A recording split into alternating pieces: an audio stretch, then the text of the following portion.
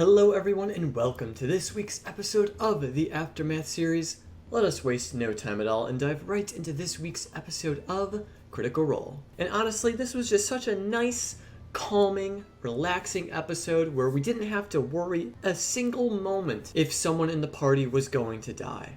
Nope, just kidding, pretty much the whole episode was the opposite of that. But it was still a fun episode nonetheless. This whole tower that Matthew built is so cool. Just the way the gears work, the orbiting rocks around it, the purple lightning storms. It's just so badass. And it was clearly making Clay uncomfortable. He didn't really say it outright, but just watching Talison's reactions as Matt was continuing to describe this location, Clay was definitely off-put by it all. I mean, who wouldn't be, but for Clay in particular, we know his connection with nature, and this tower and its surroundings are very unnatural. But as the party continued trying to find these various doorways, they were pursued by an anti-mage golem, which then started one of the most intense battles and chase sequences we've seen in a while. Boy, did that thing hurt real bad. And if it weren't for the absolute clutch uses of command and stun, it probably would have went way worse. But it was just super hilarious seeing Clay completely out of his element within this place, facing against a construct of unknown creation, and he doesn't know what to do, so all he does is he just walks up to the edge of the abyss, looks at this golem, and says the command word, off. And thank goodness this creature has a low wisdom, or else it may not have worked. But luckily it did on several occasions, Clay and Jester taking turns commanding it to turn off, and then Bo being able to stun it for at least one round, allowed the party to dish out damage and eventually destroy this construct, with also the help of these two arcane ballistas. Now, the real nature of these ballistas is unknown. However, there is a connection with the sort of make and the runes engraved of these ballistas to some of the things that not found in Geladon's lair.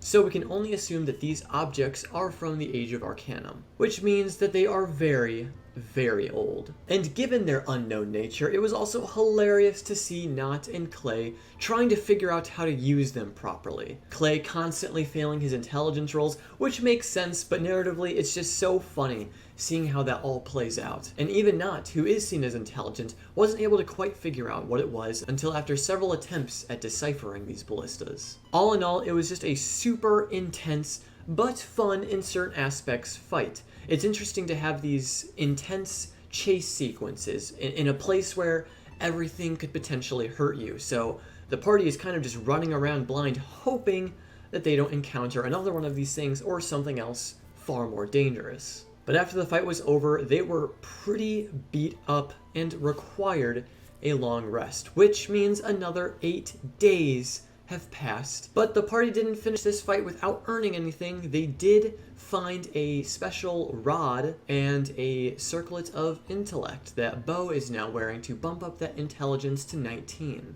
which also led to some hilarious roleplay. Now in the morning, the party did contact Allura, since on Allura's end they've been quiet for 8 days, and Allura has expressed her concern about this Angel of Irons and Yasha, and she thinks she may have found a connection or a solution of sorts, but she's going to need the party's help once they return. Allura also stated that Hupperduke was attacked while the party was gone. We do know that warships were being constructed in Hupperduke, so it's possible that those have been sabotaged, and we also can't forget that Curie is also in Hupperduke, so hopefully nothing too terrible has happened to them. That's really all we can hope for at this point. But then the party leave this arcane armory and go back to the tower and up to a different doorway that leads them to the Golem workshop.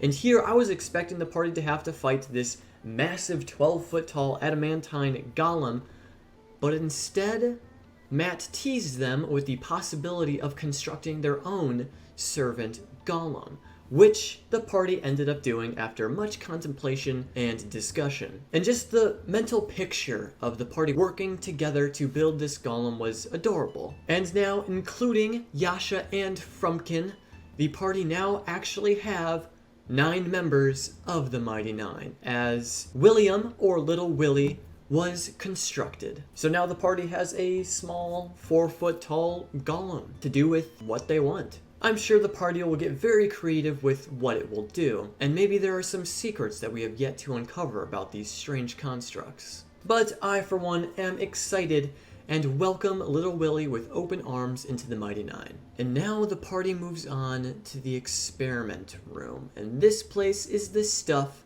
of nightmares. Massive tubes filled with a liquid with floating bodies in there.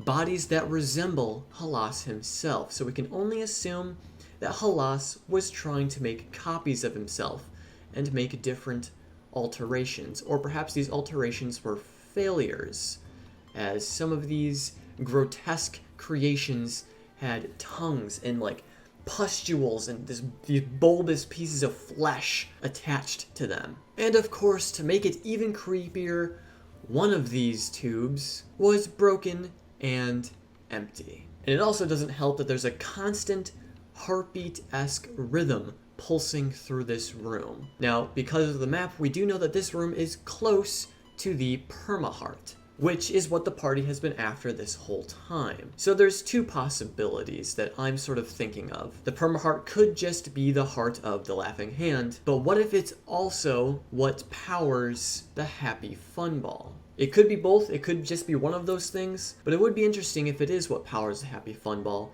and perhaps that is where Yusa is. Maybe he's trying to figure out the nature of how this whole thing is powered. And if it is either the Laughing Hand's heart or what powers the Happy Fun Ball, we can only assume that the traps in there, or the measures taken to protect it, are rather severe and extremely dangerous. So it would make sense if that's where Yusa has been lost. But back to the experiment room, the party was able to find out where this thing within the tube went because it jumped down in front of them.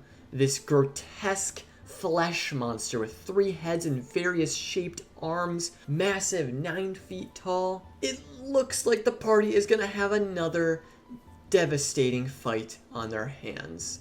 And I can only assume that this thing packs a really disgusting punch.